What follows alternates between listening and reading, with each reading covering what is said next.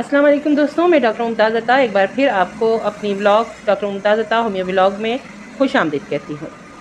दोस्तों, आज भी मैं एक बहुत ही इंटरेस्टिंग प्लस अहम टॉपिक लेके आप लोगों के पास आई हूँ और आप लोगों के साथ शेयर करने जा रही हूँ एक बहुत ही इम्पॉर्टेंट व्लॉग अबाउट इन्फ्लुएंज़ा।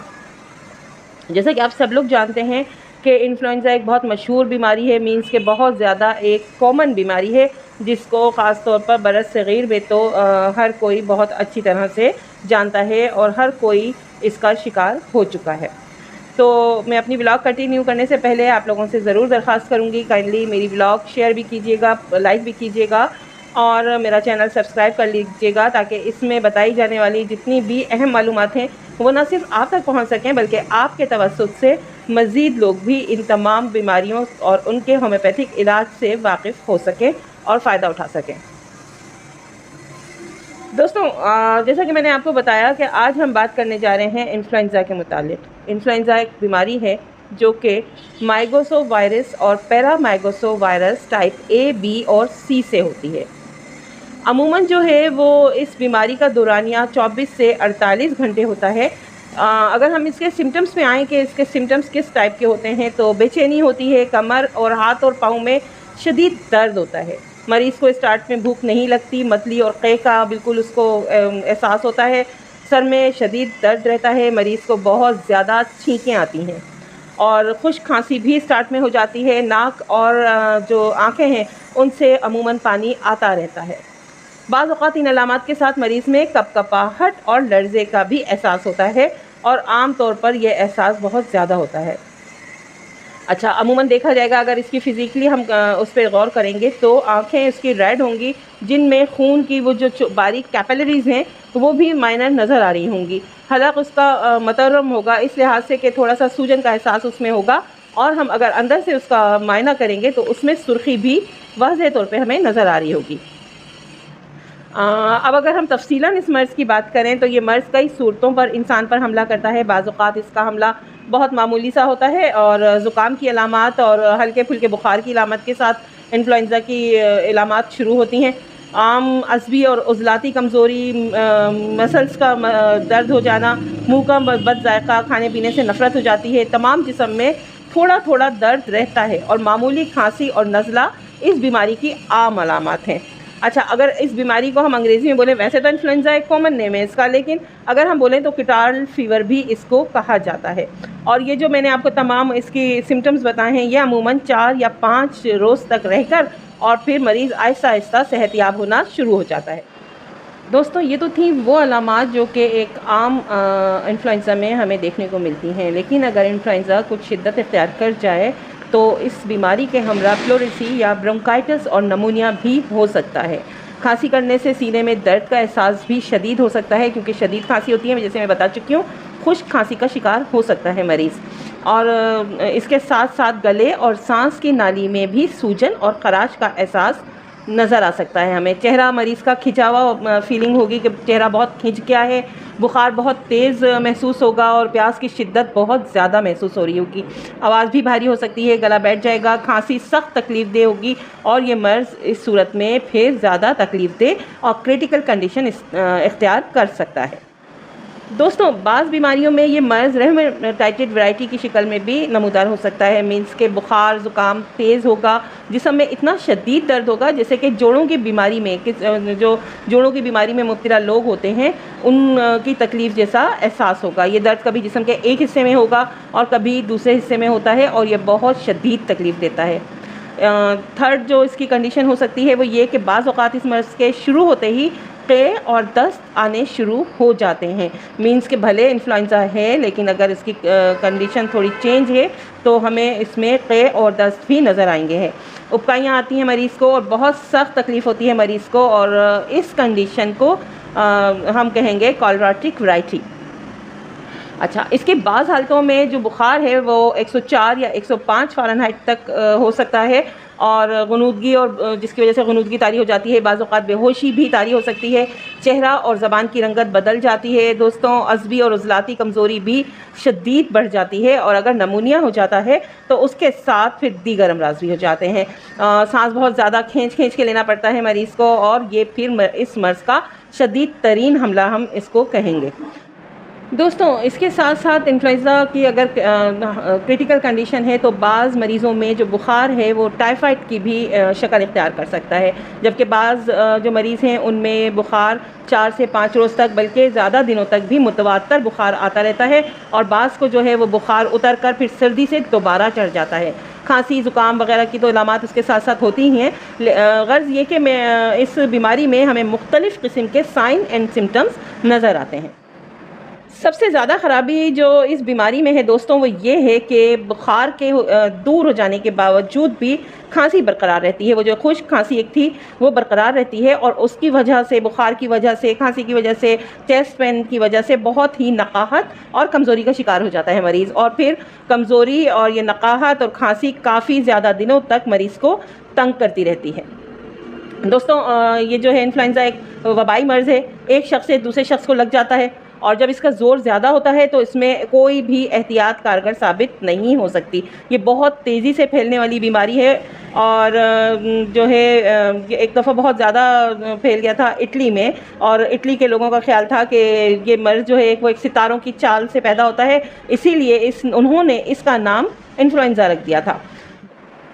दोस्तों ठंडक, थकावट और ख़ुराक में बदअताली, ये तमाम चीज़ें हैं जिनसे जो इम्यून सिस्टम होता है इंसानों का वो बहुत ज़्यादा मुतासिर होता है, और जब इम्यून सिस्टम मुतासिर होगा तो इस मर्ज़ की जो शिद्दत है वो हमेशा ज़्यादा होगी ना।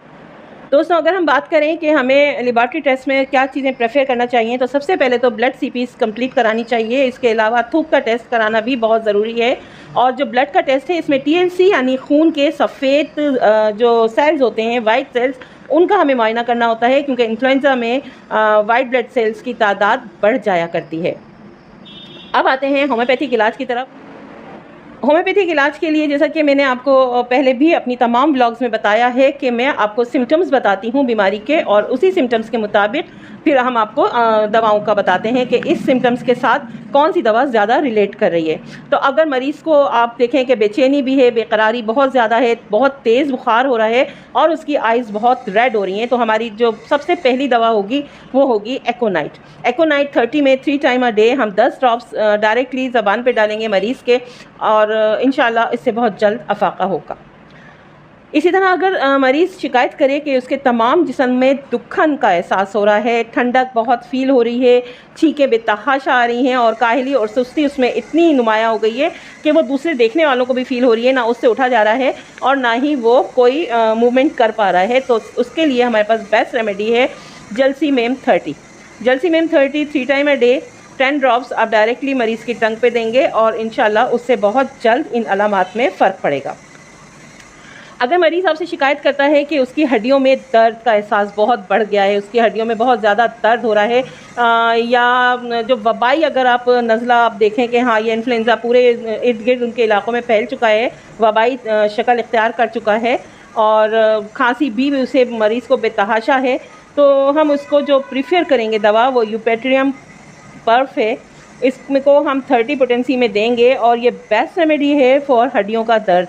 किसी भी किस्म की बीमारी में, किसी भी बीमारी में अगर आपको हड्डियों में दर्द मिलता है तो यूपेट्रियम पर्फ सबसे बेस्ट रेमेडी है। तो इंशाल्लाह जब आप इन्फ्लुएंज़ा में भी इसको अप्लाई करेंगे तो बहुत जल्दी अफाका होगा। इसी तरह अगर मरीज़ शिकायत करे कि उसे बहुत ज़्यादा छींकें आ रही हैं, उसका हम अंदरूनी मायना अगर गले का करते हैं, गला बहुत ज़्यादा सूजा हुआ है, मरीज़ को बिल्कुल शिवरिंग स्टार्ट हो चुकी है, यानी उसे सर्दी का इतना ज़्यादा एहसास हो रहा है कि वो शिवर कर रहा है, बहुत ज़्यादा काँप रहा है, और पेशानी में भी उसके दर्द का एहसास, सर के दर्द में यानी पेशानी में सर दर्द होगा उसका, और उसका मुंह बिल्कुल खुश्क होगा, वो बार बार प्यास का इजहार करेगा। तो उसके लिए उस मौके पे देने वाली जो बेस्ट रेमेडी है वो सबाडिला 30। सबाडिला 30 आप 3 टाइम अ डे दे सकते हैं। 8 से 10 कतरे डायरेक्टली मरीज़ की ज़बान पे डालिए, और इंशाल्लाह बहुत जल्द फ़ायदा हम देखेंगे।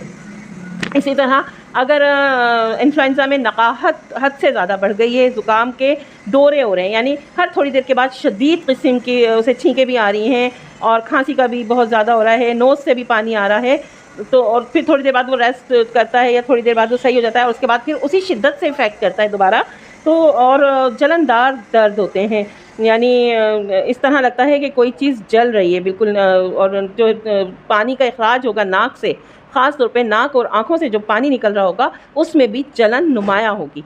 तो सबसे best remedy for this situation is arsenic album 30 में लीजिए और 3 टाइम अ डे इसी तरह से 8 से 10 ड्रॉप्स डायरेक्टली टंग पे दें मरीज़ के और इंशाल्लाह बहुत अफाका होगा उसको।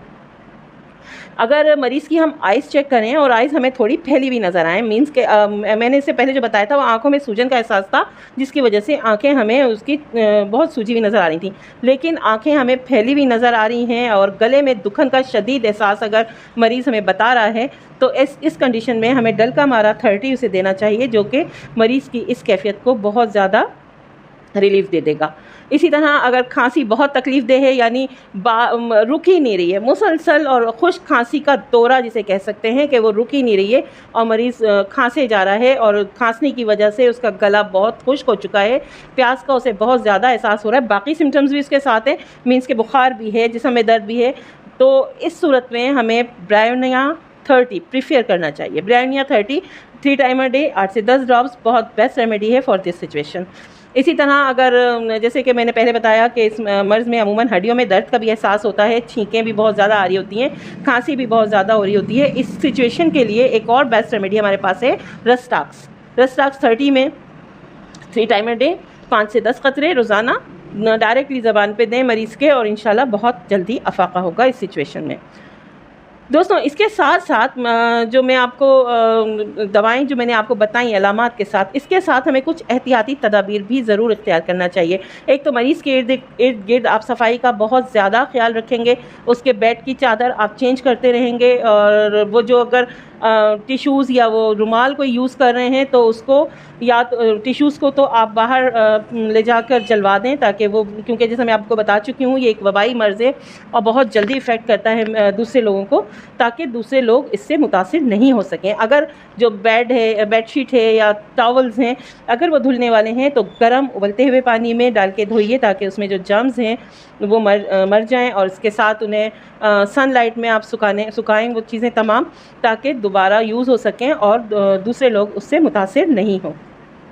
मरीज़ के खाने का बहुत ज़्यादा ख्याल रखिए, उन्हें तुर्श तेज़ मसाले वाली मिर्चों वाली खाना हम नहीं देंगे, क्योंकि इससे उनके गले में सूजन की वजह से और बहुत ज़्यादा खांसी और तमाम जो तकलीफ़ हो रही है इसकी वजह से भी उन्हें तुर्श तेज़ मिर्च मसाले के खाने बिल्कुल मना होंगे। नरम ग़िज़ा दें और ऐसी ग़िज़ा दें जिसे वो बहुत आराम से स्पून की मदद से खा सकें, जैसे दलिया दे सकते हैं और पतली दाल बना के दे सकते हैं। इस टाइप की चीज़ें बहुत इजीली जो हज़म करने में मदद साबित हो। मरीज़ के आराम का बहुत ज़्यादा हमें ख्याल रखना होगा। मरीज़ को जितना हम रेस्ट कराएंगे वो उतना ही मेंटली और फिज़िकली बहुत अच्छा फील करेगा। दोस्तों अब जैसा कि मैं हमेशा आपको एक कंपाउंड रेमेडी भी बताती हूँ कि जो कि किसी भी मर्ज़ के जो कॉमन सिम्टम्स होती हैं उसमें बहुत ज़्यादा कारामद होती हैं। तो इस इन्फ्लुएंज़ा के लिए ब्रायोनिया 30, यूपेटेरियम 30 और जलसीमेम 30 तीनों दवाएं आप 5-5 कतरे आधा गिलास पानी में डाल के मरीज़ को 3 टाइम अ डे दें। और अगर कोई वाज़े नहीं हो रही है सिम्टम्स, यानी मीन्स पता नहीं चल रहा कि कौन सी इलामत बहुत ज़्यादा है या कौन सी सब हमें दिख रही है कि ये भी नज़र आ रही है, ये भी नज़र आ रही है, मरीज़ का इन्फ्लुएंज़ा बहुत ज़्यादा शदीद भी नहीं है, अभी स्टार्ट ही हुआ है, तो ये जो मैंने आपको कंपाउंड रेमेडी बताई है ये बहुत जल्दी और बहुत ज़्यादा इफ़ेक्ट करती है। इसके साथ ही आज की व्लॉग ख़त्म करती हूँ। इंशाल्लाह अगली व्लॉग में आपसे दोबारा मुलाकात होगी। अपनी दुआओं में याद रखिएगा। तब तक के लिए इजाज़त। अल्लाह हाफ़िज़।